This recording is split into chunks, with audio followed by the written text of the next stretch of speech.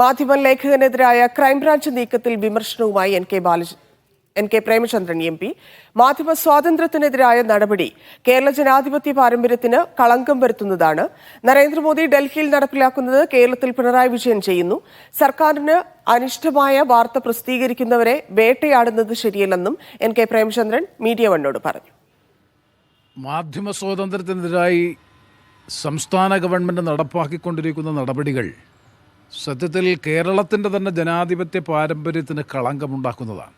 മാധ്യമം ദിനപത്രത്തിൽ PSCയിൽ നടക്കുന്ന അവിഹിതമായ ഇടപാടുകളെ സംബന്ധിച്ച് വാർത്ത നൽകി അല്ലെങ്കിൽ അത് വെളിച്ചത്ത് കൊണ്ടുവന്നു എന്നതിൻ്റെ പേരിൽ വാർത്തയുടെ സ്രോതസ് അന്വേഷിക്കുക, അയാൾക്കെതിരായി FIR ഇട്ട് ക്രിമിനൽ കേസ് എടുക്കുക, മൊബൈൽ ഫോൺ ഹാജരാക്കണമെന്നാവശ്യപ്പെടുക, നമ്മുടെ രാജ്യത്തിൻ്റെ ചരിത്രത്തിൽ കേട്ടുകേൾവി പോലുമില്ലാത്ത അനുഭവമാണ് നമ്മുടെ സംസ്ഥാനത്തെ സംബന്ധിച്ചിടത്തോളം.